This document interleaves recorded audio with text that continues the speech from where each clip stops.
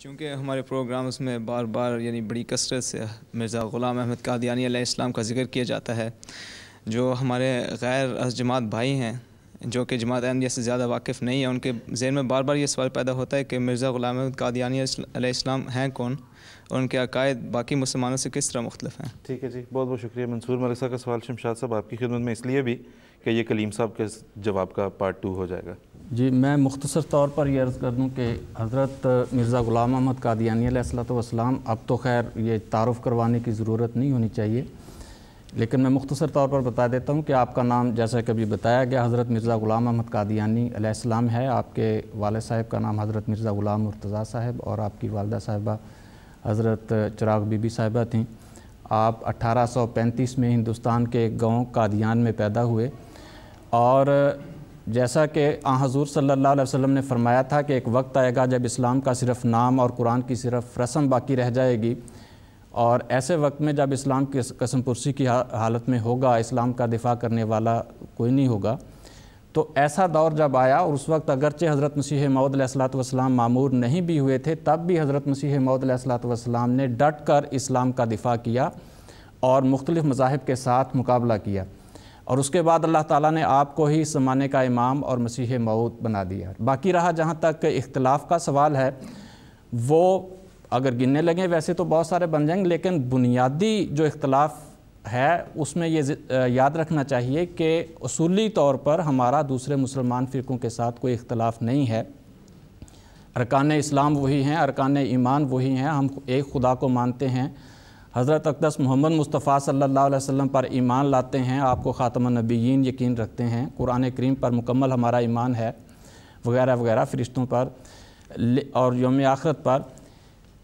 جہاں تک اختلاف کی بات ہے وہ یہ ذہن میں رکھیں کہ تمام مسلمان فرقے ایک آدھ کو چھوڑ کر یہ یقین رکھتے ہیں کہ جیسا کہ حضور صلی اللہ علیہ وسلم نے فرمایا تھا کہ ایک وقت آئے گا جب اسلام زوال پذیر ہوگا، صرف نام باقی رہ جائے گا، قرآن کی رسم باقی رہ جائے گی۔ تو ایسی حالت میں جب امت محمدیہ میں بگاڑ آ جائے گا،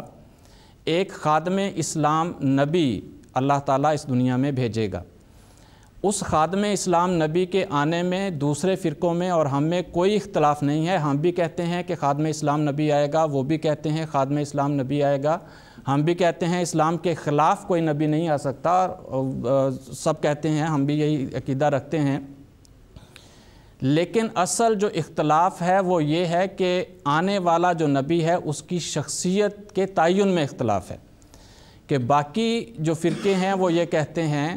کہ جب امت محمدیہ کو اصلاح کی ضرورت ہوگی تو بنی اسرائیل کے ایک نبی حضرت عیسیٰ علیہ السلام جو آسمان پر زندہ موجود ہیں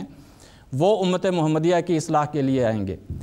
جبکہ جماعت احمدیہ یہ کہتی ہے کہ اس امت کی اصلاح کے لیے صرف اور صرف اس امت کے اندر سے ہی اللہ تعالیٰ نبی بھیجے گا، جو بھی امام آئے گا وہ اس امت کے اندر سے ہی آئے گا۔ اب اصل اختلاف بنیادی طور پر یہ ہے کہ دیکھنا یہ ہے کہ حضرت عیسیٰ علیہ السلام اگر تو واقعتاً زندہ ہیں، یعنی جو اختلاف ہے وہ حیات مسیح یا وفات مسیح کا ہے۔ اگر حضرت عیسیٰ علیہ السلام زندہ ہیں اور آسمان پر ہیں تو پھر اس کا مطلب ہے کہ وہی آئیں گے یقینی طور پر، پھر جماعت احمدیہ غلط قرار پاتی ہے۔ اور اگر قرآن سے حدیث سے یہ ثابت ہو جاتا ہے کہ حضرت عیسیٰ علیہ السلام زندہ نہیں ہیں بلکہ فوت ہو گئے ہیں، تو پھر لازمی بات ہے وہ نہیں آئیں گے، تو وہ خادم اسلام نبی جس کی پیش گوئی کی گئی ہے وہ یقینی طور پر پھر اسی امت کے اندر سے پیدا ہوگا۔ تو اصل چیز یہ ہے کہ ہم نے یہ دیکھنا ہے کہ حضرت عیسیٰ علیہ السلام زندہ ہیں یا فوت ہو گئے ہیں، جیسا کہ محترم نصیر قمر صاحب نے پہلے یہ بات بیان فرما دی ہے۔ تو بنیادی اختلاف یہ ہے کہ اگر حضرت عیسیٰ علیہ السلام زندہ ہیں تو پھر ہم غلط اور باقی فرقے ٹھیک ہیں، پھر وہی آئیں گے، لیکن اگر فوت ہو گئے ہیں تو پھر یقینی طور پر اسی امت میں سے خادم اسلام نبی نے آنا تھا۔ اور ہم یہ کہتے ہیں کہ حضرت مرزا غلام احمد قادیانی علیہ السلام وہ مسیح موعود، وہ مہدی اور خادم اسلام نبی ہیں جس کی حضرت اقدس محمد مصطفیٰ صلی اللہ علیہ وسلم نے پیش گوئی کی تھی۔ تو یہ مختصر سا بالکل ٹھیک جی، بہت بہت شکریہ، جزاک اللہ۔